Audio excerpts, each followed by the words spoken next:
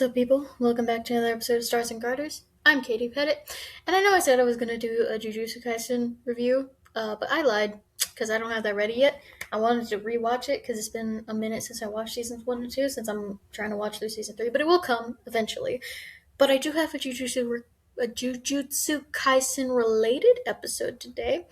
And since every single fandom I get into eventually has to be sorted into their Hogwarts houses, that's what we're doing. We're sorting the characters into their Hogwarts houses. It's basically all the main characters. It actually took me a while to find a tier list that didn't have 150 characters, including the manga, including the special one-off limited edition book thing. So yeah, this is a pretty this is the main group. These are the guys, and we're gonna sort them into the houses. So, without further ado, let's do it. Okay, so starting off with Satoru Gojo, of course. This is I was gonna say it's hard. It's not hard, but it's interesting. So he's not like I think I do know immediately what house he is in, but he's not like super obvious. It's like if you think about it, some of these are like don't even have to think about it, like just go off first vibes. He's like if you think about it for a second, you'll know, but you do have to think about it if that makes sense. But I do think our boy is a Slytherin, and he's like, he's one of those like best examples of like a good Slytherin.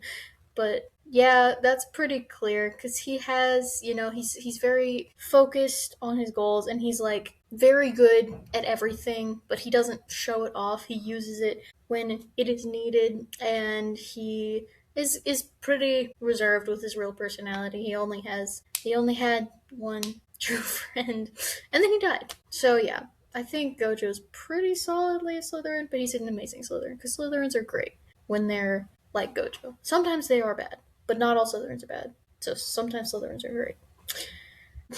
Okay, next is Yuji, and this one he could go between two. I could see an argument for Gryffindor. I think that's just kind of first impressions though, because he's loud, and when I see loud, I think Gryffindor. But I do think deep down on the inside, Yuji is a Hufflepuff because he's the sweetest boy. I could talk about how sweet he is for the longest time, but I'll save that for the review. And he's a green flag. He cares about people very genuinely. Like his whole thing, he wants people to at least have a proper death, and he's just so sweet, and he's so loyal, and he always is just thinking about others and trying to help them. And he's dumb, and I'm not saying Hufflepuffs are dumb. I'm saying if I'm saying if someone is dumb, then they're probably not a Slytherin or a Ravenclaw. So I'm not saying Gryffindor or Hufflepuff are dumb. I'm just saying they're more likely to be dumb. And Yuji's dumb and sweet, so he's Hufflepuff. Okay. No, Nobara, she's pretty easy as well. There's a lot of straightforward. It's something I like about anime. There's a lot of tropes, if you will, and it makes things like these easy. It makes their personalities very evident. But I do think that Nobara is the Gryffindor of the group. Again, very loud, but not loud in like an excited way, like Yuji. She's loud in like an angry way. And I think Gryffindor is definitely the angriest house. I mean, the other houses can get angry, but Gryffindor is the most likely to be angry for the least reasonable reason. And Nobara is angry about like everything. She's also very like physically likes to lash out, and she's very passionate. She's a very passionate person, and she's not like seen to be particularly smart either. She's just passionate and mean. So, Gryffindor. And then, rounding out the trio, we have Megami, who I think is actually the hardest because he definitely is smart, which means he's probably a Slytherin or a Ravenclaw. However, I'm gonna say, and again, I always do this because if it's like close between Slytherin and Ravenclaw, I pretty much always lean towards Ravenclaw because there aren't enough Ravenclaw characters in anything ever. So, but again, like I said in my hero sorting episode, I associate Ravenclaw House the most with mental illness, and Megami has some serious depression. So And like he doesn't have a particular goal, and that's a big thing with Slytherins, right? They're very goal oriented, and Megami doesn't really have a goal. I mean, he wants to protect people, but that's just kind of a general sorcerer goal. But he's kind of just focused on like not dying and trying to keep his stupid friends from not dying, and that's a more Ravenclaw thing to me. And he's depressed, which is very Ravenclaw. We're all depressed, and but yeah, I do think he's more of a Ravenclaw than Slytherin. Slytherins have more secrets and edginess, and Megami is just genuinely tired and wants to go home. So yeah, I think we got a Gryffindor, Hufflepuff, Ravenclaw trio, which is great. Just like the Golden Trio in Harry Potter. Okay, next we have Maki, aka the best character. Maybe not the best, but I've been watching season 3, and that one episode. But Maki Maki is difficult because she feels very different from season 1 to season 2 to season 3 to like the movie. um, I mean, she's different in what she is doing in those things, but in person, I think she still does say the same personality wise. I mean, she grows, but she has the same base, and it's always weird when I get stuck between Gryffindor and Slytherin because that one's hard to determine. But for her, she is very loud, like a Gryffindor. She's very angry, like a Gryffindor. And she doesn't like. I mean, her goal is to like destroy the Zenin clan. And but like she doesn't do everything to accomplish that goal. Like she doesn't focus everything towards that goal, and she's like not particularly secretive. She's not very like charismatic or any of that. I don't know. Maybe I'm just thinking Slytherin because green hair. Maybe that's just my bias. So I do think Maki is a Gryffindor. Like she's again she's just like angry and loud and very passionate, and like honestly like. I don't know if I should save spoilers, but like honestly, the thing she does in season 3, I think that's the only thing besides the green hair that was making me lean Slytherin, because that's very like I'm going to do this thing and nobody can stop me, and that's kind of a Slytherin thing. But that was also very Gryffindor because it was kind of done after an emotional moment where she was just like, okay, I'm pissed now. And so I do think that still fits into Gryffindor. So I do think Maki is a Gryffindor. Two Gryffindor ladies, by the way, which is not common. I mean, it's not as is. I mean, I guess I don't know. It's not common in what I remember from stuff. I think they usually get Ravenclaw, Hufflepuff, but we love Gryffindor ladies. They're very funny. Okay, next we have Maki's husband, Yuta. I'm pretty sure that's canon. I don't read the manga. I haven't read the manga, but I'm pretty sure like that is canon because it makes sense. And Yuta is a Hufflepuff. Like I don't know how he could be anything else. He's literally just a sweet boy. He wants to protect people. He is like super loyal. Like he literally like used his loyalty to Toge to like convince the people that he was going to kill Yuji, even though he wasn't. Like he was, they were like, no, that sounds right. Yuta is a ride or die bestie. So and but he still like even though that did happen, he like didn't kill Yuji, which is even more Hufflepuff, and that was all spoilers, so I guess it doesn't matter now. But he's just a sweet boy. He barely like he's super powerful, but he barely wants to fight anyway, and he's just a good boy. Like that's basically what Youth is, just a sweet little man. All right, but now we have my real favorite character, which is Toge, and that's like that literally. Inumaki is my man, my favorite character, and he gets so little screen time, and it's so sad.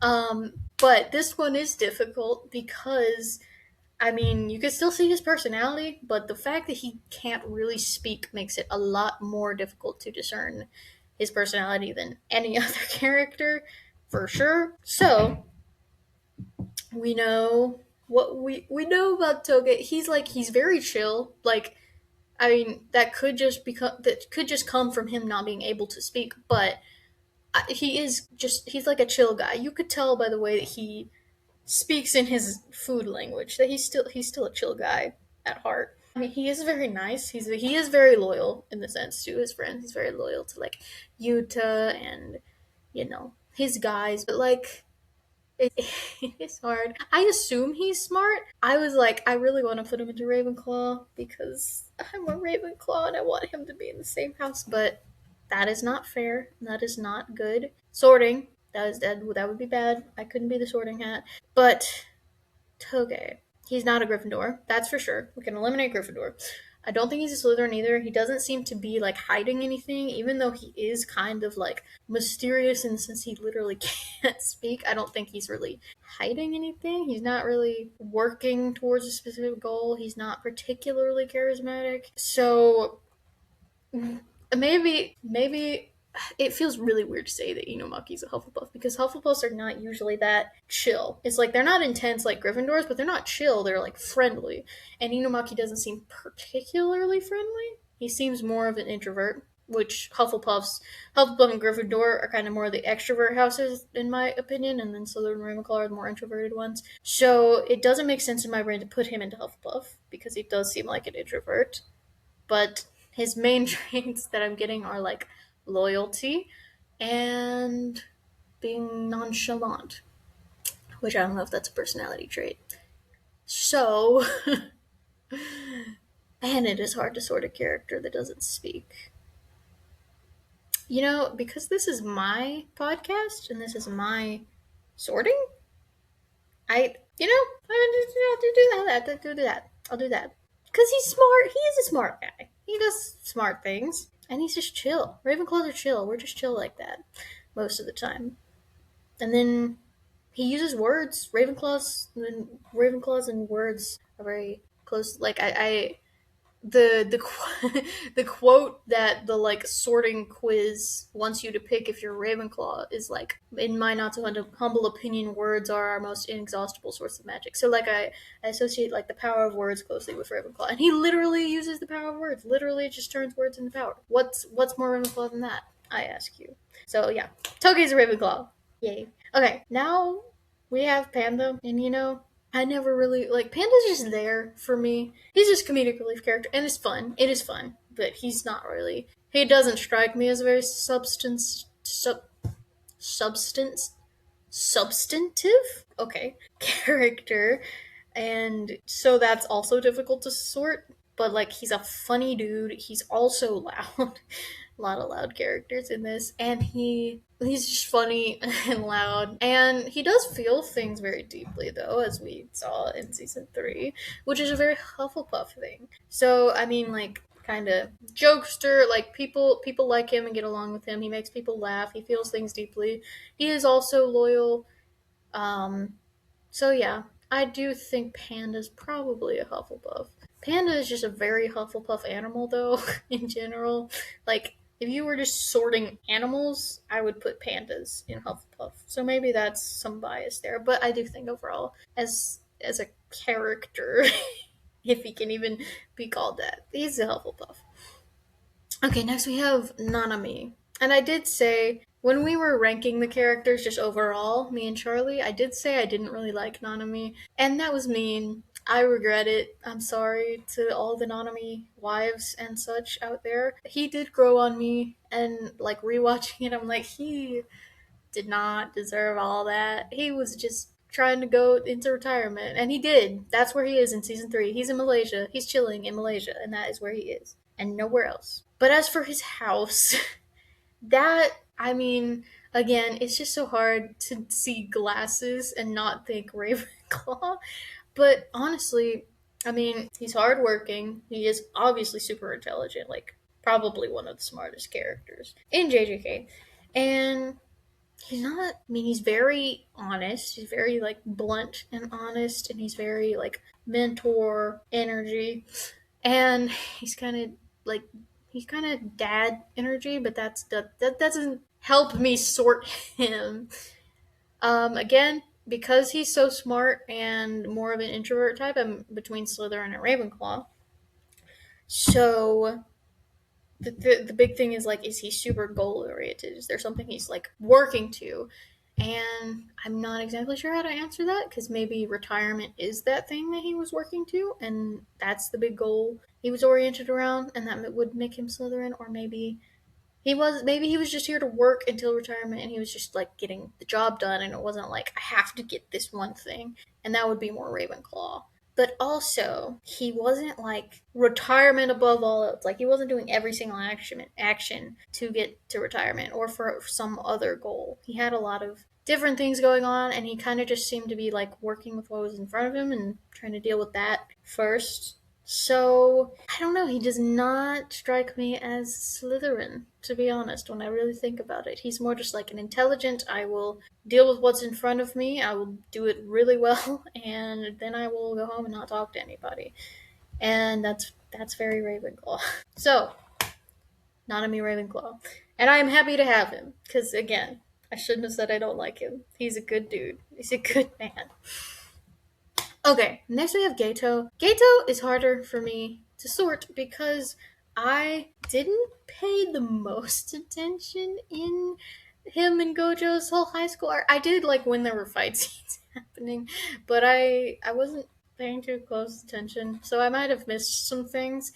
And um, but still, I do think he has to be a Slytherin, just like his best. Oh, that's sad. They're in the same house. Anyway, um, I think he has to be a Slytherin because he got, he had to go through all of this crap, and he got really like. I'm trying to think of a less like 17th century word than downtrodden. Sad. Let's just say sad. He got really like down. Let's just say down. He got really down about like all the like dumb stuff he was having to deal with, and his technique kind of sucking, and the world just sucking in general.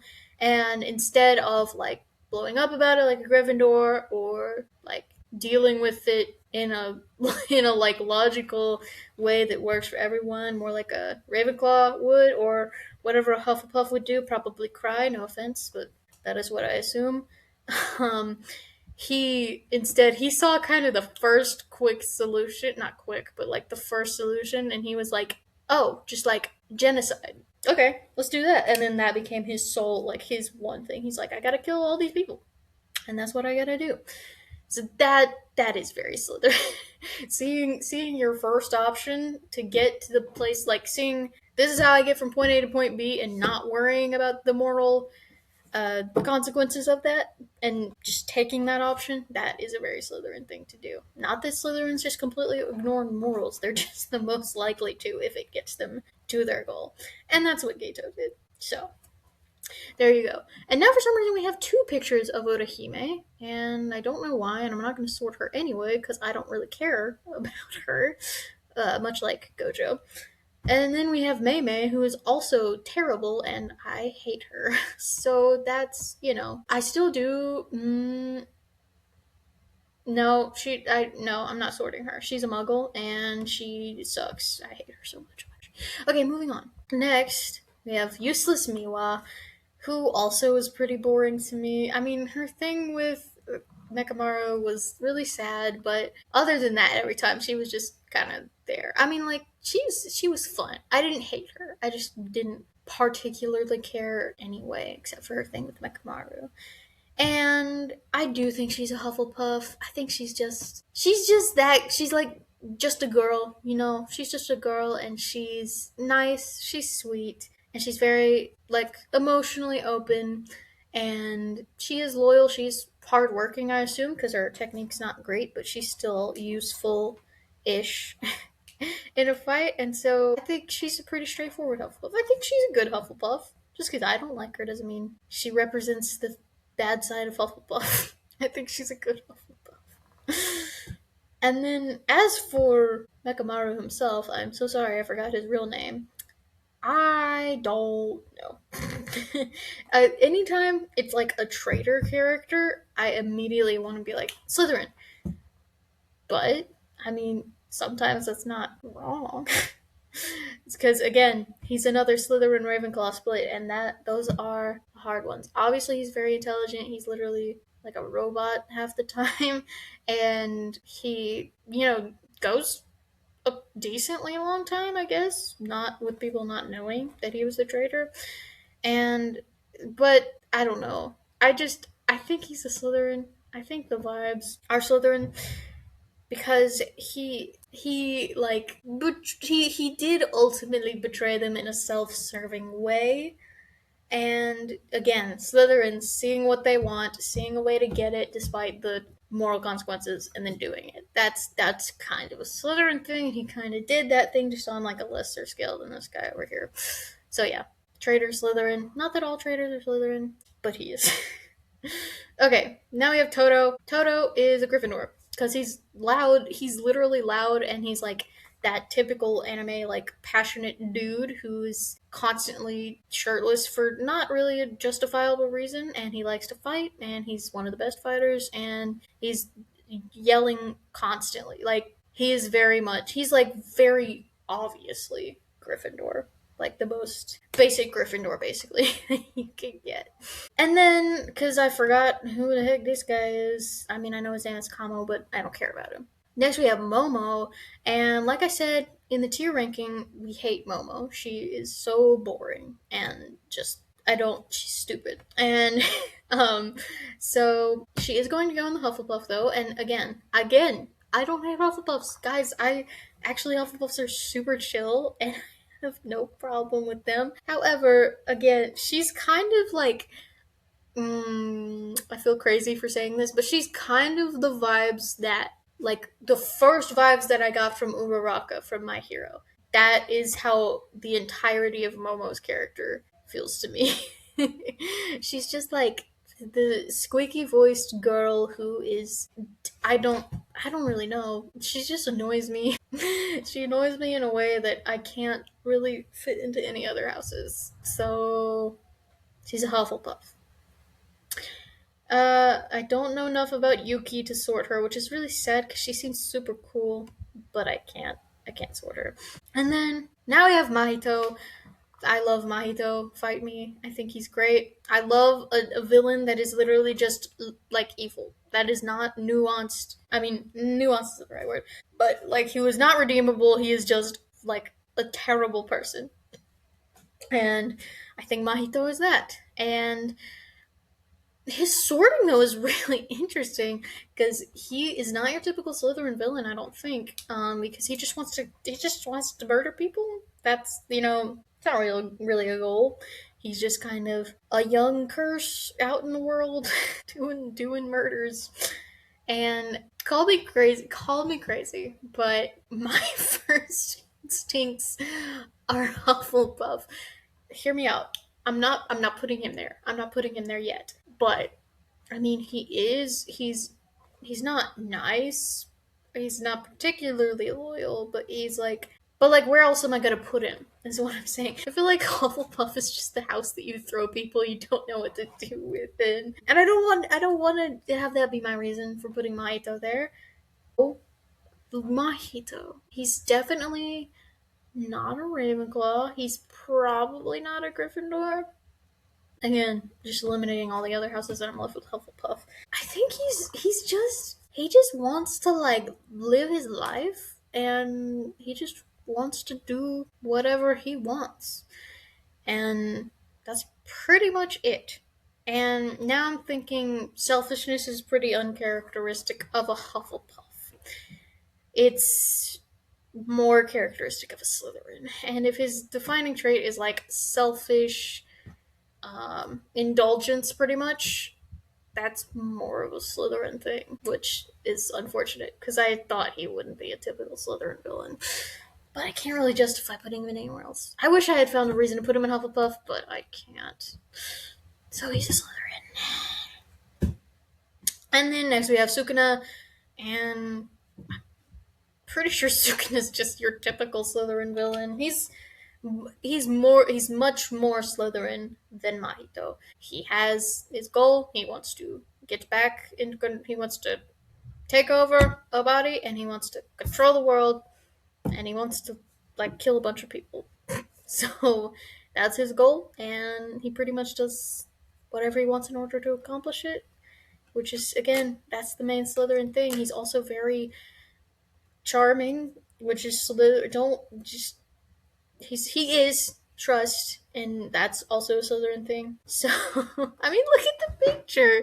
Anyway, yeah, Sukuna's just your typical Slytherin. Now, for my boy Choso. I should have worn my Choso merch. Anyway, for my boy Choso, who Charlie cannot relate to more than I can. Don't listen to him. If he says that, if he comes on this podcast to talk about JJK and says that he relates more to Choso than I do not listen to him. Because Choso is an older sibling, an oldest sibling. I am the oldest sibling, not Charlie.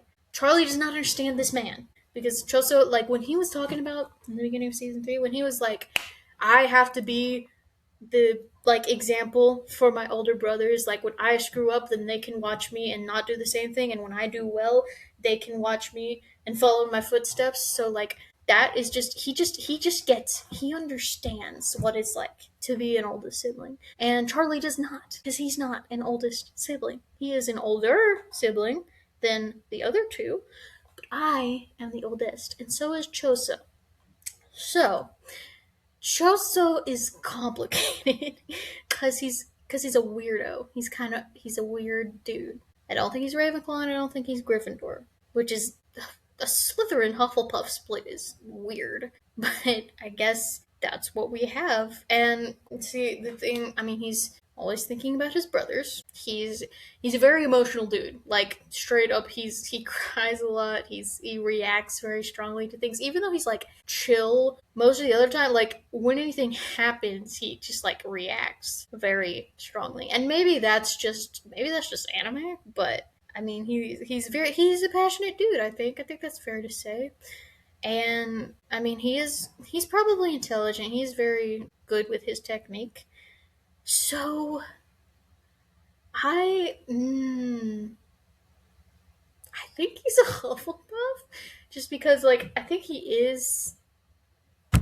I don't know if he's like a nice guy so much as like Yuji or Yuta, but he is nice. Like he cares about the people that he's close to, and he starts out on the wrong side, but I think he still cares about the people that he's with. And now that he's on the good guy side, he cares about them and he wants to protect them. And I think you could see him like doing that for Yuji and caring about Yuji. So he does care about people, and he is very loyal, and he's very he's hardworking, and I think he does fit into Hufflepuff more than any other house, which is crazy because like I don't see Choso and think Hufflepuff, but I like none of the other houses are really calling to me or anything. And lastly, we have Toji, and I think Toji is just your Slytherin bro. I think he just he has a goal. He set his mind on it, and he's gonna do it no matter the questionableness of his actions. And I cannot remember I can't remember too much about Toji. Charlie would be mad at me because Charlie loves Toji for some reason. Maki is better, but we don't need to talk about that right now. And but still, I think he's kind of a Sukuna but way less powerful type in terms of personality. He's just an evil dude because he had his goal and he was not worried about morality in accomplishing it. So yeah, that is all the people I want to short, because Kinjaku to me is just Gato, because like I haven't seen any distinction, and then all the rest of them who are all women, and that makes me feel bad, except for Kama. But I don't know enough about the rest of them to sort them. But yeah, this is the list. I was hoping this one would have more Ravenclaw characters, but it disappointed me. And the amount of Hufflepuff characters is really shocking. And maybe I've committed atrocities. I don't know if like maybe I've done horrible things with this list. Maybe I'm more wrong than anyone has ever been. But I honestly think I did decent. So yeah, thank you guys for watching. I promise I will get that review out sometime, probably not next week, but sometime eventually. And make sure to subscribe and follow if you want to see the JJK review and other things. Make sure to comment if I have committed atrocities with this list. Make sure to like and share it with your friends. I will see you guys next time. Bye bye.